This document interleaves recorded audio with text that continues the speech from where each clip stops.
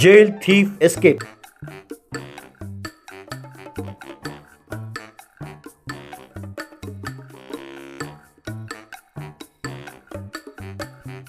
एक बार कनकराज नाम का लाल चंदन चुराने वाला चोर जेल गया। वहाँ के बाकी कैदियों ने उसे फूलों का हार पहनाया।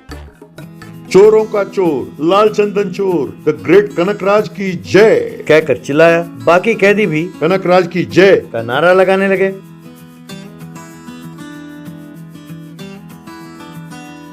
दादा, हमें भी आप अपने सिंडिकेट में शामिल कर लो ना, हमारी जिंदगी संवर जाएगी। अब कौन सा सिंडिकेट? मैं जिस जेल में नहीं जाना चाहता था, आखिर उसी जेल में आ पहुंचा हूँ। मैं जानता हूँ कि यहाँ से भागना नामुमकिन है। अब यूँ मानो कि मेरा सिंडिकेट बंद हो गया है। ये सुनकर सब कैदी दुखी हुए। एक दिन कटप्पा नाम का कैदी जेल में आया। सब पुलिस वाले उसके साथ सेल्फी ले रहे थे। ये देखकर कनकराज हैरान हुआ।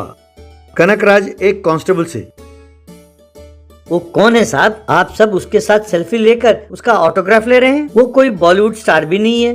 वो, उसका नाम कटप्पा है। वो किसी भी जेल में एक हफ्ते से ज्यादा नहीं रहता। उसने तो अंडमान जेल से भी फरार होकर रिकॉर्ड कायम किया है। उसके बारे में दूसरे कैदियों को और बाहर के दुनिया वालों को ज्यादा पता नहीं है, पर हमारे जेल डिपार्टमेंट में उसका बहुत फैन फॉलोइंग है। हमने सेल्फी इसलिए ली ताकि हम भी गर्व के साथ कह सकें कि कटप्पा हमारे जेल में भी आया था। तब कनकराज को एक उपाय सूझा।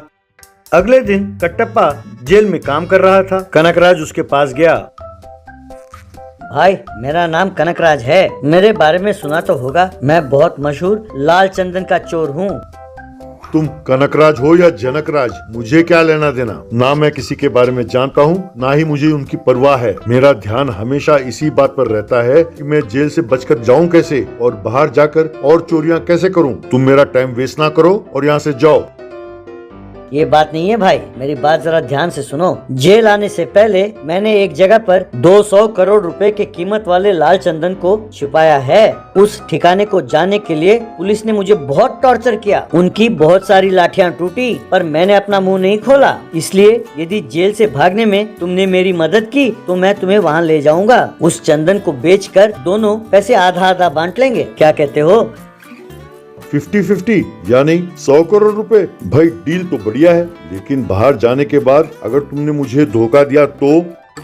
भाई, जो मुझे सजा मिली है, मैं जिंदगी भर इस जेल से बाहर नहीं जा सकता। अब यदि बाहर जाने में तुमने मेरी मदद की तो तुम तो मेरे लिए भगवान हो गए, और भगवान को मैं धोखा तो दे नहीं सकता। लाल चंदन की कसम, मैं आपका हिस्सा आपको दे दूंगा। तो ठीक है, 4 दिनों में हम यहाँ से भाग जाएंगे। तुम तैयार रहो। कनकराज की खुशी का ठिकाना नहीं रहा। 4 दिनों बाद कटप्पा कनकराज को जेल के टॉयलेट में ले गया। कनकराज ने चारों ओर देखा और, ये क्या दादा, जेल से भगाता हूँ कहकर आप मुझे यहाँ ले आए। अब आप ये तो नहीं कहोगे ना कि इस कमोड के छेद में से जाओ? मैं इसमें घुस नहीं सकता दादा। कटप्पा ने उसे एक थप्पड़ मारा और, तुम जल्दबाजी क्यों कर रहे हो? पहले फर्श में पड़े उन टाइलों को उठाओ। कनकराज बाथरूम के फर्श पर पड़े टाइलों को हटाने लगा। वहाँ पर एक बहुत बड़ा गड्ढा था। अरे वाह, आप कोई मामूली इंसान नहीं हो दादा। मैं जब आपको हर रोज 10 बार टॉयलेट जाते हुए देखता था, सोचता था पता नहीं क्या है। असली बात ये है। फिर दोनों उस गड्ढे में उतरे। गांव के बाहर पड़े खाली जमीन से बाहर निकले।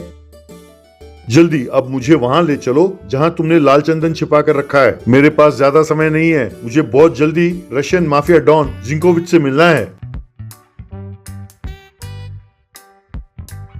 दोनों जंगल में उस जगह पहुंचे जहां पर कनकराज ने लाल चंदन छिपा कर रखा था। तभी पुलिस ने आकर उन दोनों को चारों तरफ से घेर लिया। कनकराज परेशान हो गया। वो सोचने लगा, अब ये पुलिस यहाँ कैसे आ गई? मेरा नाम कटप्पा नहीं, मैं करण सिंह आईपीएस हूँ। मैं इस जिले का नया एसपी हूँ।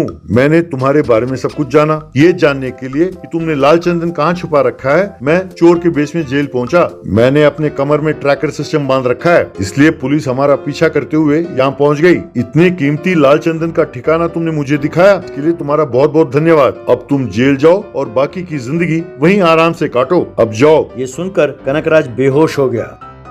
Petrol pump motor bike rescue. Nirmal नाम के गांव में सिरी और आनंद नाम के पति पत्नी पेट्रोल पंप पे काम करते थे। लेकिन पेट्रोल पंप का मालिक राजनाथ वहां पहुंचा। आनंद, इस महीने से तुम्हारी तनख्वाह 1000 रुपए बढ़ा देता हूँ। ये सुनकर सिरी, पेट्रोल पंप में मैं ज्यादा पेट्रोल भरती हूँ, फिर आप इसका तनख्वाह बढ़ा रहे, मेरी क्यों नहीं? ऐसा उसने पूछा। मैं मानता हूँ कि ज्यादा पेट्रोल की बिक्री तुम ही करते हो, पर ये आनंद की शक्ति है जिसके वजह से ये सब हो रहा है। अगर तुम्हारे हवाले कर देते तो पेट्रोल पंप को 2 ही दिनों में आग लग जाती। साहब, आप रहने दीजिए, मैं इसे समझा दूंगा। तब मालिक वहां से चला गया। फिर घर पहुंचकर सिरी से आनंद, ये क्या सिरी, तुम खामखा मालिक के साथ बहस कर रही थी? अरे मेरे पैसे भी तो तुम्हारे ही हैं। हेलो, पति पत्नी सिर्फ घर पर हैं, लेकिन पेट्रोल पंप में दोनों वर्कर्स हैं, इसीलिए हमेशा हम दोनों के बीच में कंपटीशन रहेगा। मैं नहीं मानने वाली। लेकिन सिरी, तुम कभी भी सेफ्टी प्रिकॉशंस नहीं लेती हो। कई बार समझाया पर तुम समझते ही नहीं। कोई पेट्रोल पंप में मोबाइल में बात करे तो तुम उसे टोकती नहीं, देखती रहती हो। अब परसों की बात ले लो, एक व्यक्ति कार में आया और सिगरेट पी रहा था। तुमने उसे कुछ कहा? तुमने तो इसकी भी परवाह नहीं की। तब बोलो, बॉस तुम्हारा तनख्वाह क्यों बढ़ाएगा? हेलो आनंद, मैं भी सीनियर हूँ पेट्रोल भरने में, मुझे भी पता है ये जो तुम्हारी सेफ्टी प्रिकॉशंस वगैरह जो भी है। हाँ, कहकर रूठ कर वहाँ से चली गई। अगले दिन सिरी पेट्रोल पंप में खड़ी थी कि एक लड़का कैन लेकर वहाँ आया। वो लड़का सिरी से, दीदी 5 लीटर पेट्रोल भरना। 5 नहीं 10 लीटर दूंगी, पैसे लाए हो? लाया हूँ ना, सुरेश सर ने दिया है पैसे। अच्छा, सुरेश जी के लिए, अभी लो। कहकर पेट्रोल भरने ही वाली थी कि आनंद वहाँ आया। बच्चों को हम पेट्रोल नहीं देते। तुम सुरेश सर से कहो कि अगर पेट्रोल चाहिए तो किसी बड़े को भेजे पेट्रोल लेने के लिए। अरे सुनो जी, क्या तुम्हारा दिमाग खराब है? अरे अच्छा ग्राहक आया है और तुम मना कर रहे हो। कुछ मामलों में तुम दखल ना दो। मैंने मना कर दिया तो कर दिया, तुम चुपचाप अपना काम करो। ये सुनकर वो लड़का वहाँ से चला गया। यूं कुछ समय तक वहाँ पर जो भी ग्राहक आया उनके गाड़ियों में पेट्रोल भरने लगे। तभी अपने बाइक को धकेलते हुए सुरेश वहाँ पहुँचा। यार आनंद, तुम में काफी अकड़ आ गई है, हैं? मेरे कहने के बावजूद कि मैंने भेजा है, तुमने उस लड़के को पेट्रोल क्यों नहीं दिया? 20 लाख रुपए की बाइक को तुम्हारे पेट्रोल पंप तक धकेलता हुआ आया हूँ। सर, किसी तरह पहुंच गए ना, अब फिर क्यों गुस्सा करते हैं सर? गलती मेरी है, माफ कर दीजिए सर। सिरी, जरा सर के गाड़ी में पेट्रोल डालना। सिरी गाड़ी में पेट्रोल भरने लगी। तब आनंद से सुरेश, देखो, तुम चाहे जितना मर्जी नाटक कर लो, आज मैं तुम्हें छोड़ने वाला नहीं हूँ। तुम्हारी पिटाई करके तुम्हें नौकरी से ना निकलवाया तो मेरा नाम भी सुरेश नहीं। सर, मैं चुप हूँ, इसका मतलब ये नहीं कि आप जो जी में आए कहेंगे। अगर मेरी ये नौकरी नहीं रही तो कोई और नौकरी ढूंढ लूंगा, लेकिन जहाँ भी काम करूंगा मैं अपने मालिक का नाम खराब नहीं होने दूंगा। क्या आप जानते हैं कि छोटे बच्चे के हाथ में पेट्रोल देना जुर्म है? बड़ा केस बन सकता है। वो हमारे पंप बंद कर देंगे। इतना ही नहीं, आपको भी चाइल्ड लेबर के अंतर्गत जेल के अंदर डाल देते। ये सब जाने बगैर आप बात कर रहे हैं। ये सब बहस पेट्रोल पंप में खड़े बाकी लोग देख रहे थे। ये सब देखकर सुरेश ने अपमानित महसूस किया। तेरी ये हिम्मत कि तुम सबके सामने मेरा अपमान करो और तुम मुझे लॉ सिखाते हो। ठहरो, अभी तुम्हें लोगों से पिटवाता हूँ। कहकर उसने अपना मोबाइल फोन निकाला। उसने अपने मोबाइल फोन से एक कॉल किया। ये देखकर आनंद, सर फोन पे बात ना करें, उसके चिंगारे से पेट्रोल पंप में आग लग सकती है। प्लीज फोन रखिए सर। क्यों, मेरे आदमी आकर तुम्हें पीटने वाले हैं, ये जानकर डर गए हैं? चाहे आग लगे या पेट्रोल पंप जल जाए, मुझे कोई परवाह नहीं है। तुम्हारे हाथ पैर तुड़वाता हूँ। अरे सुनो, अपने आदमियों को लेकर पेट्रोल पंप आ जाओ, इस आनंद के हाथ पैर तुड़वाने। यूं कह रहा था कि मोबाइल में से चिंगारी निकली और उसके बाइक को आग लग गई। ये देखकर सब डर गए और वहाँ पर सब कुछ छोड़कर भाग गए। लेकिन आनंद बिना डरे सूझबूझ के साथ नाइट्रोजन गैस से उस आग को बुझा दिया।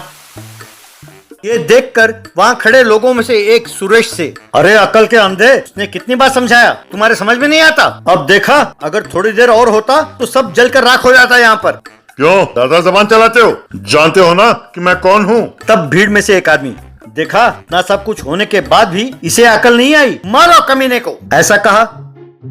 सब ने मिलकर सुरेश को खूब मारा। वो मार बर्दाश्त नहीं हुआ और सुरेश वहां से भाग गया। उसके बाद पेट्रोल पंप का मालिक, सिरी और बाकी लोग आनंद की खूब प्रशंसा करने लगे।